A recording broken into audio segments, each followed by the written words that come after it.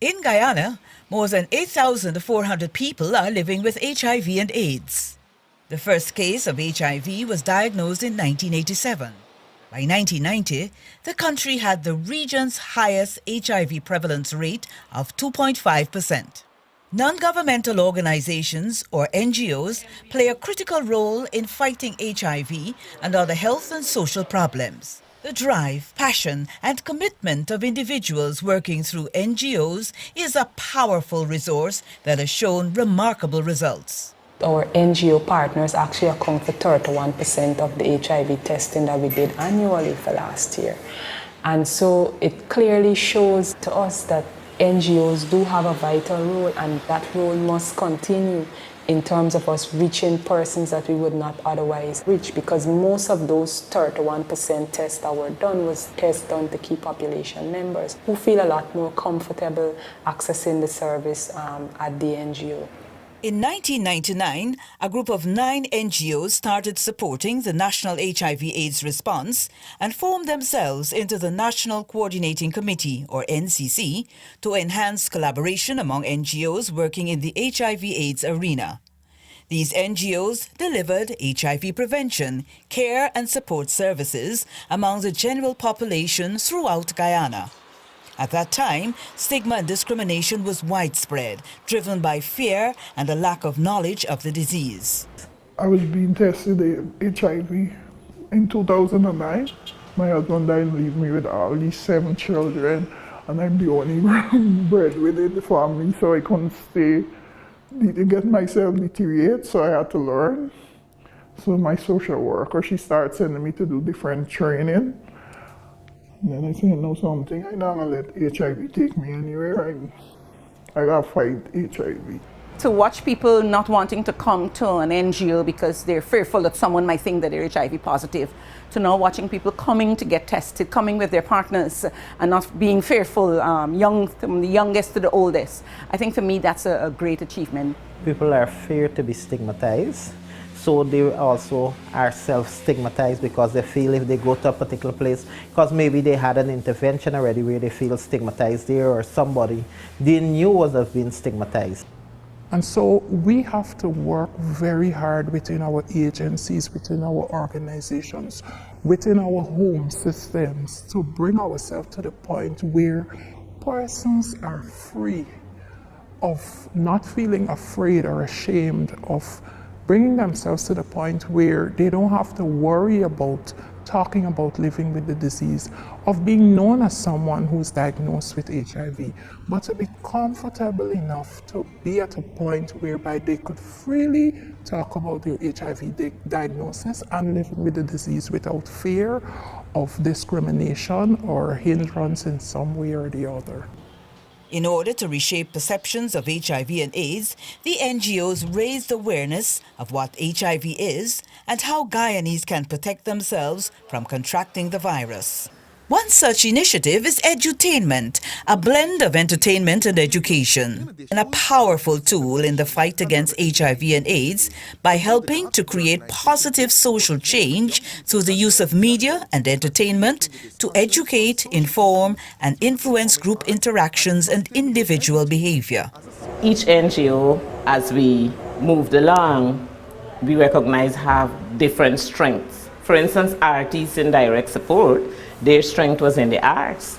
And so when we were working in low literate communities, we know that the arts would work well, and so we employed their expertise to do street theaters and so on. Today, NGOs are responsible for providing 25 to 50% of services to people living with HIV. With the reduction in donor funding in 2012 and recognizing the important role that NGOs play in national development, USAID implemented the Guyana Civil Society Leadership Project through the Volunteer Youth Corps, a local NGO. The aim of this initiative is to strengthen the National Coordinating Coalition, formerly the NGO Coordinating Committee for Society. We provide very specific services for our members and non-members. What we do is assist with resource mobilization And that resource mobilization is not just monetary. When we talk about resource mobilization for our partners, it's a collective way of harnessing whatever is out there to help us and our partners do what we do best. The other thing we do is provide capacity building through strengthening of governance systems. So what we help our NGOs do is to get those systems in place. And one of the other things we do is shared advocacy, and shared advocacy for health services and other services for marginalized groups across the board, whether those groups are people in the community that's HIV positive, or the LGBT community, youth, the disabled. It's advocating for services that are accessed in an equal manner regardless of who you are and what you are. And in most instances, those services to which we find ourselves advocating for our audiences to have are essential services like health, education. And so those are two very basic things that we're very passionate about. And so we as a coalition work as a coalition in terms of the membership, and the NCC as a separate entity. Those are two very key things that we focus on. So I think we've been able to change persons' perception of the disease itself, and also how they look and how they interact and relate to persons with HIV.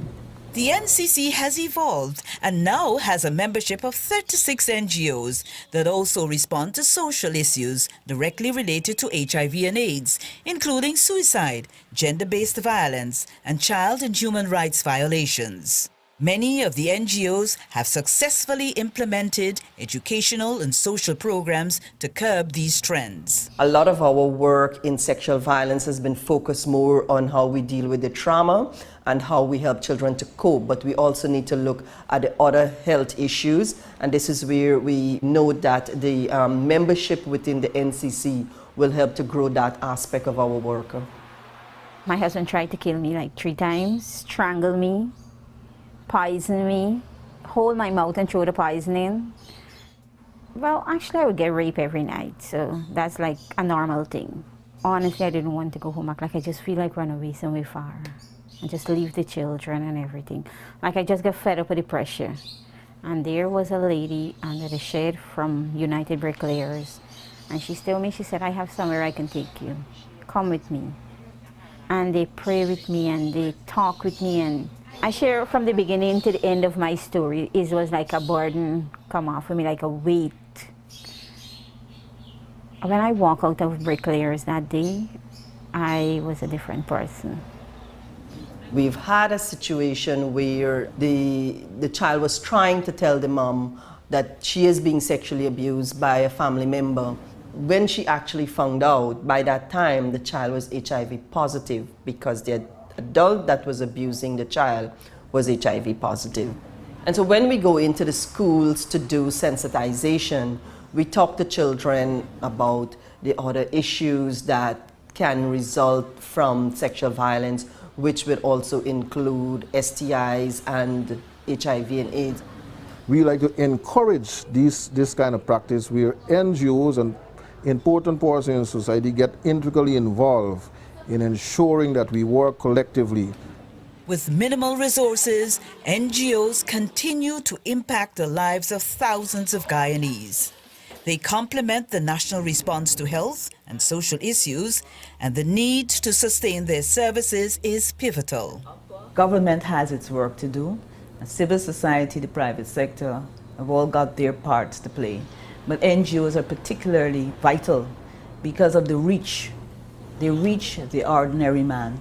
Even in the face of dwindling financial resources, which threaten to limit the services provided by NGOs, these organizations have proved their ability to achieve much with little, but have a long way to go to achieve sustainability. The NCC welcomes your collaboration and support. Investing in these organizations is a smart way to invest in better health and more prosperous communities.